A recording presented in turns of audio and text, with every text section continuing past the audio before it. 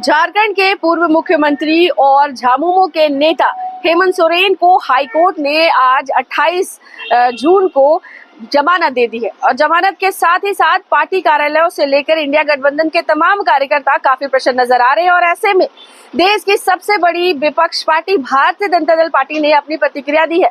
नेता प्रतिपक्ष अमर बावरी ने यह कहा है कि हम न्यायालय के तमाम फैसलों का स्वागत करते हैं।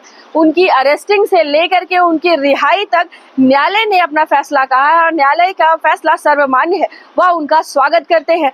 बस उन्होंने यह कहा कि दुख इस बात का है कि जब हेमंत सोरेन को जेल में डाला जाता है तब इसके लिए आरोप जो लगाए जाते हैं वो बीजेपी पे लगाए जाते हैं, प्रधानमंत्री नरेंद्र मोदी पे लगाए जाते हैं और कहे जाते हैं कि प्रधानमंत्री मोदी ने इसे जेल में डलवा दिया है। लेकिन रिहाई पर ऐसा कोई भी बात नहीं बोली जा रही है। इस बात को लेकर के दुख है। लेकिन आपको बता दें कि न्यायालय ने जो फैसला दिया है उसका स्वागत करते हुए नजर आए नेता प्रतिपक्ष अमर बावरी। तो आइए आपको सुनाते हैं और क्या कुछ कहा उन्होंने। को हम लोगों ने हमेशा स्वागत किया है। हम लोगों ने कहा है कि न्यायालय जो भी करता है वो गुण दोषों को जांच करके करता है। हम लोग वो देश के न्यायपालिक व्यवस्था पे 100% 100% भरोसा है। हम उनका सम्मान करते हैं। उनको जेल में रखने का भी निर्णय न्यायालय का था, माननीय न्यायालय का था। वहां से जेल से जमानत देने का भी जो है वो माननीय न्यायालय का है। हम दोनों ही का स्वागत करते हैं। दुख तब होता है जब विपक्ष के लोग जब जेल जाते हैं तो कहते हैं कि भाई मोदी जी या भारतीय जनता पार्टी ने जेल में डाल दिया, और जब छूट करके आते हैं तो अपने ट्विटर के हैशटैग में सत्यमेव जयते का हैशटैग लगाते हैं।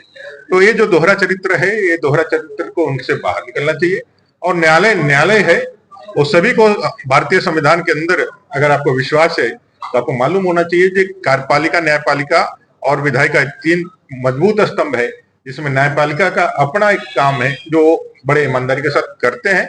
इसको हमको स्वीकार करना चाहिए। जो भी निकले उनके परिवार के लोग ही है ना, परिवार के लोग हैं। देखिए, बड़ा चेहरा तो आप लोग बना रहे हैं। बीजेपी के लिए चैलेंजिंग हमारे लिए ये कहना है कि हम पूर्ण बहुमत की सरकार के लिए मेहनत कर रहे हैं और भारतीय जनता पार्टी विश्व की सबसे बड़ी पार्टी है। और इस चुनाव में भी, लोकसभा चुनाव में हमने 80 लाख वोटर से का मत पाया है।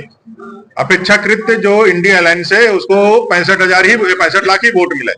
तो कुल मिलाकर के राज्य की जनता का इस सरकार के प्रति जो आक्रोश है, इस सरकार के प्रति जो उसका असंतोष है, वो लोकसभा के चुनाव में मतदाताओं ने दिखाया है।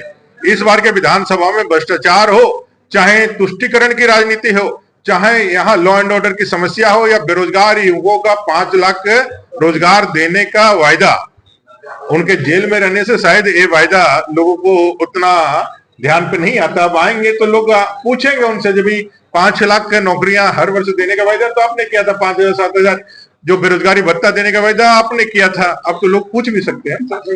हम लोगों का कहना है कि भाई किन कारणों से जेल के अंदर हो गए ये तो आपको मालूम है, सबको मालूम है।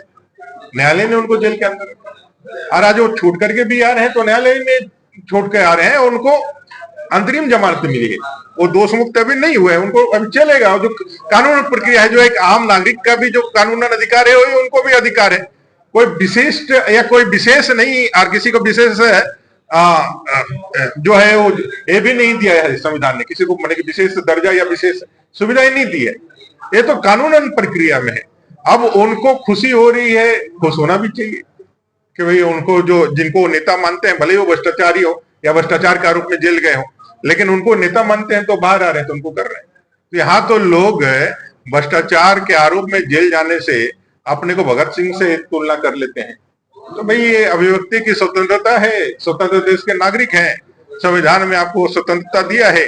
जो इस देश में शासन व्यवस्था में मोदी जी शासन चलाने के बाद जो उनको तानाशाह कहता है, उसके बाद भी स्वतंत्र होकर के कहता है, फिर भी मोदी जी तानाशाह होते हैं।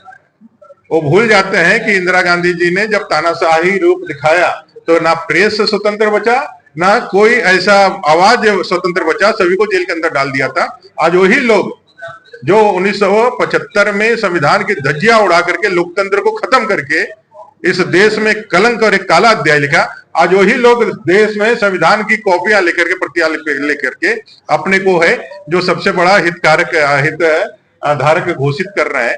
तो ये वही होता है कि भाई लोग जो है 1000 चूहे खा करके बिल्ली जब हज पे जाती है, तो इस तरह के जो जुमले हैं उन पे सटीक बैठता है।